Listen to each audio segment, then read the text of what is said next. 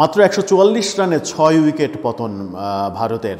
বাংলাদেশ টসে জিতে বল করলো এবং বল করে ১৪৪ রানের মধ্যে টপ অর্ডার ৬ জন ব্যাটসম্যানকে আউট করে দেয়া অবিশ্বাস্য একটা সফলতা। হাসান মাহমুদ কি না করে দেখালেন ভারতের মাটিতে, ৪ উইকেট নিয়েছেন।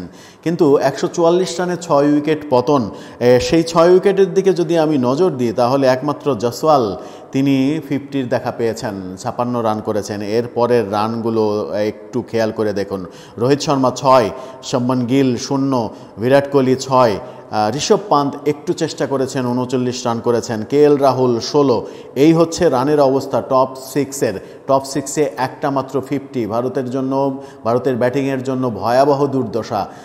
১৪৪ রানে ৬ উইকেট নেই। সেই সময়ে রবীন্দ্র জাদেজা এবং রবিচন্দ্রন আশ্বিন সপ্তম উইকেট জুটিতে রেকর্ড গড়ে ফেললেন। ১৯৫ রানের জুটি এবং এখন পর্যন্ত অপরাজিত এই জুটি। রবিচন্দ্রন আশ্বিন তার ক্যারিয়ারের ৬ষ্ঠ সেঞ্চুরি তুলে নিলেন। ২০২১-এর পর ৩ বছর পরে আবার সেঞ্চুরির দেখা পেলেন রবিচন্দ্রন আশ্বিন। ২০২১-এ এই চেন্নাইয়ের মাঠে, চেন্নাই তার নিজের মাঠ, এই চেন্নাইয়ের মাঠে ইংল্যান্ডের বিপক্ষে তিনি এর আগের ৫ম সেঞ্চুরিটা পেয়েছিলেন। রবিচন্দ্রন আশ্বিন ১০২ রান করেছেন মাত্র ১১২ বল খেলে, অর্থাৎ ওয়ানডে স্টাইলে ব্যাট করেছেন তিনি। অনেকটা ওয়ানডে স্টাইলে রবীন্দ্র জাদেজাও ব্যাট করেছেন, ৮৬ রান করতে খেলেছেন মাত্র ১১৭ বল। সব মিলিয়ে ৩৩৯ রান করে ফেলল ভারত প্রথম দিনেই। শেষ জুটি অর্থাৎ সপ্তম উইকেট জুটি যে ধুন্ধুমার ব্যাটিং করেছে, প্রথম দিকের ব্যর্থতাটাকে ম্লান করে দিয়ে যে ধুন্ধুমার ব্যাটিং করেছে সেই ব্যাটিং কিন্তু অসাধারণ।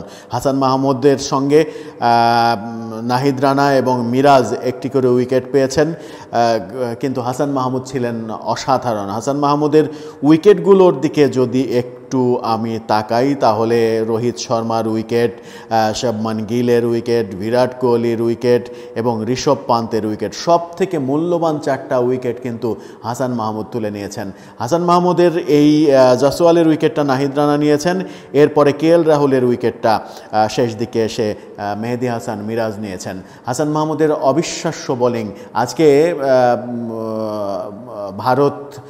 ভারতের সঙ্গে বাংলাদেশ ওই পাকিস্তানের মতো ওই একাদশ নিয়েই খেলেছে, 3 জন পেসার নিয়ে খেলেছে, পেসারদের উপরেই নির্ভরতা দেখিয়েছে বাংলাদেশ। যে আলোচনাটা এর আগে ভিডিওতে আমরা করেছি, ভিডিওতে আপনারা দেখেছেন যে বাংলাদেশ শেষ পর্যন্ত পাকিস্তানের মাটিতে সফল পেস বোলারদের উপরেই ভরসা রাখবে কিনা সেটাই রেখেছে এবং হাসান মাহমুদ সেই ভরসার প্রতিদান দিয়েছেন, দারুণ বোলিং করেছেন। কিন্তু রবিচন্দ্রন আশ্বিন এবং রবীন্দ্র জাদেজা সব কিছু যেন মাটি করে দিলেন। এখন দ্বিতীয় দিন সকালে প্রথম কাজ হবে এই 2 সেট ব্যাটসম্যানকে আউট করে দেয়া, তা না হলে ভারত কিন্তু বড় সংগ্রহের দিকে যাবে।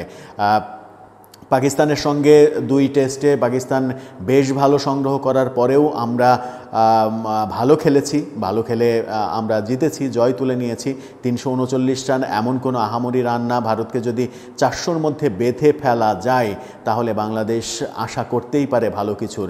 সেটা হবে কিনা, রবিচন্দ্রন আশ্বিন এবং রবীন্দ্র জাদেজা সেই সুযোগটা দেবেন কিনা, তাদের পরে আর কারা রয়েছে যদি আমি দেখি, জাসপ্রীত বুমরা, আকাশদীপ এবং মোহাম্মদ সিরাজ, এই 3 জন রয়েছেন।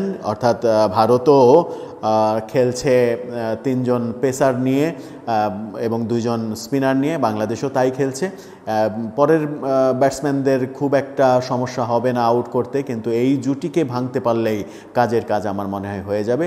সেটা হাসান মাহমুদ, নাহিদ রানারা পারবেন কিনা, কিংবা সাকিব আল হাসান, তাসকিন যারা উইকেট শূন্য রয়েছেন তারা সেই আঘাতটা শুরু করবেন কিনা সেটাই দেখার বিষয় দ্বিতীয় দিনের শুরুতে। প্রত্যাশা বাংলাদেশের বোলারদের উপরেই এখন। বাংলাদেশের বোলাররা আবার দ্বিতীয় দিনের শুরুতে প্রথম দিনের মতো দারুণ কিছু করে দেখাবে, সেই প্রত্যাশা আমরা করতেই পারি।